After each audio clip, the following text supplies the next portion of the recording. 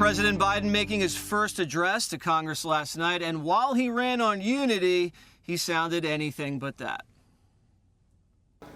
And inherited a nation, we all did, that was in crisis. The worst pandemic in a century. The worst economic crisis since the Great Depression. The worst attack on our democracy since the Civil War. Now, after just 100 days, I can report to the nation, America is on the move again, turning peril into possibility, crisis to opportunity, setbacks into strength. I promised we'd get 100 million COVID-19 vaccine shots into people's arms in 100 days. We will have provided over 220 million COVID shots. We have to come together to rebuild trust between law enforcement and the people they serve, to root out systemic racism in our criminal justice system. We need more Senate Republicans to join the overwhelming majority of Democratic colleagues and close the loopholes required in background check purchases of guns. We're not changing the Constitution. We're being reasonable. Biden's speech praised by progressives, and of course it was, considering it was ushering in a new era of big government with trillions of dollars in spending, tax hikes, and expensive progressive programs. So much for being a moderate. My American Families Plan guarantees 4 additional years of public education for every person in America. Provide access to quality, affordable child care. Provide up to 12 weeks of paid leave and medical leave. It's time for corporate America and the wealthiest 1% of Americans to just begin to pay their fair share. I think you should be able to become a billionaire and a millionaire, but pay your fair share. And then one of the biggest issues facing the country, only receiving 3 minutes of his attention, the border crisis. For more than 30 years, politicians have talked about immigration reform, and we've done nothing about it. It's time to fix it. The country supports immigration reform. We should act. Let's argue over it. Let's debate it. But let's act. All right, Juan. So Joe Biden gets up there and says, we're going to spend $6 trillion. We're going to raise taxes and grow the government more than FDR. And he expects the Republican Party to come on board with that. That violates every single principle of the Republican Party, Juan. That would be like a Republican getting up there and saying, we're going to do a $6 trillion tax cut and we're going to restrict abortion. And why don't the Democrats join me and unite behind this great agenda? It's preposterous. Well, I think we've been through some preposterously difficult times, beginning with the virus and the virus's effect on our economy, and obviously with the George Floyd situation. We've been through some difficult times here, Jesse, and I think what you're seeing is the president talk about an inflection point and saying to people, this is our opportunity right now to build back better, I think is the slogan, to really look at what we can do to get the American economy and the American people on track.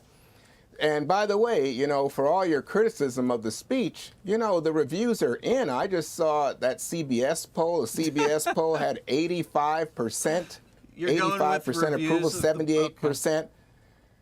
Well, I'm just saying, this is what the American people who saw the speech are saying. 78% feel more optimistic after hearing the president. The CNN poll was the similar thing. They had 51% of a positive reaction. And by the way, in terms of you're saying this is a bunch of big liberal spending. No one watched. No Green New Deal. No one watched it. No Medicare for all. That's not true. I think that they had lower ratings, but of course you have to take into account all the streaming and different devices people watch things on now. No one streamed But that's not the point. The point is people liked this speech. No, they didn't.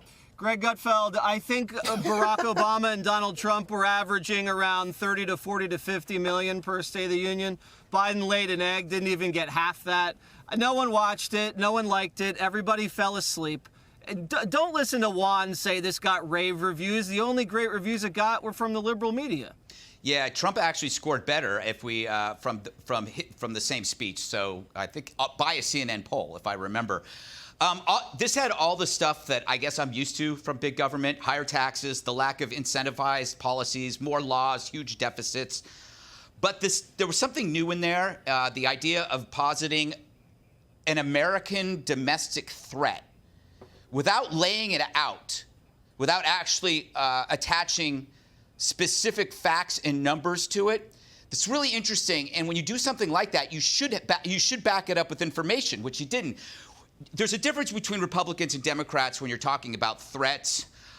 When you talk about, let's say, illegal immigration, the Republicans will focus on the specific number of illegals that are coming over. We'll talk about the data.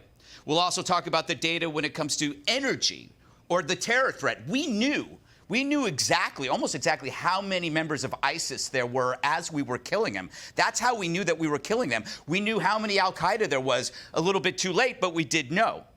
But here you have a case where the Democrats identify, or Joe Biden identifies a threat with absolutely no data to convince or persuade somebody like me. He's not going to have any problems persuading Juan, right? So there's no reason for the data. But when you're talking to America and you're talking about an enemy that is inside America, you need to tell us how many they are, where they are. Do you have the names of them? Because if they are domestic terrorists, we have to hunt them out. We have to kill them.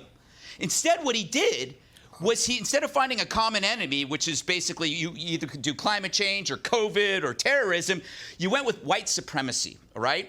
That turns America inward at each other. That's from the unifier. This is pure woke pablum, regurgitated from an old white male who palled around with bigots, and now he's using his time as presidency as his own personal reparations, right? If you believe this is the number one problem in America, it is up to you to persuade us. Because if you don't, then the media has carte blanche to exaggerate and create the number for themselves. There are millions of white supremacists. We call them Trump voters, actually. They're everywhere. They're everywhere. I really don't need to say who they are. Lastly, when he said that January 6th was like the worst lethal attack on the country since the Civil War, apparently forgetting about Flight 93 being aimed at the Capitol, or JFK's assassination, or 9/11 McVeigh. What about McVeigh? You forget about that? Or Scalise? I mean, that is insulting. That's absolutely insulting. But other than that, it was a really good speech. Katie, I don't even think, to Greg's point, that he was trying to persuade anybody. He knows he has the numbers. This is pure political power at its finest. And I think he's just trying to blow out the bank and buy enough votes to win re-election and print money to juice the markets. That's the play here.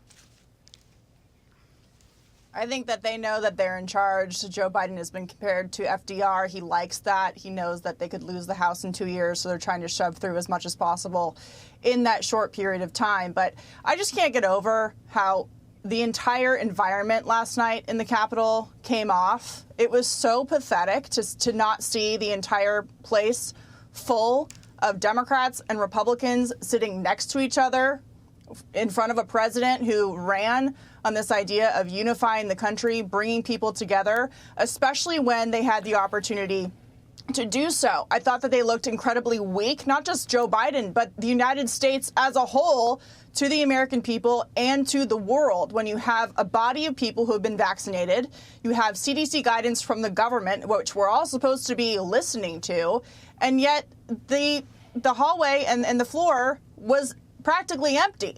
And it wasn't even half full. I mean, not even half of Congress was there. And so the visual that you're seeing there is just so weak and pathetic, not just in terms of unifying the country, but in terms of the showing to the world of we beat the virus. The United States led the way on vaccine research, got 3 of them out in record time to get people back to normal. And here we are as a country standing up after the Chinese Communist Party put us down for a year, and we are back. And the leadership in Washington is here to represent the people, and we are moving forward. But instead, it's the opposite. Well, Biden's telling everybody to get vaccinated while acting like nobody's vaccinated. It makes no sense. None of it made any sense. Dana, one part in particular, he said saving the planet is going to create jobs. And I thought to myself, well, then why did everyone lose their job when you killed Keystone?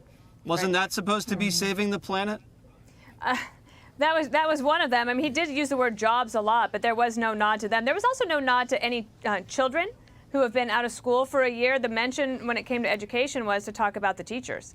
And so there was a missed opportunity there. There was no even not like a grace note to say, the previous administration got this vaccine underway and here we are. There's none of that. I guess we maybe shouldn't be surprised on that. Biden won by a very narrow margin. And the big issue was COVID. And now he's governing as if he has a mandate that would make FDR and LBJ blush.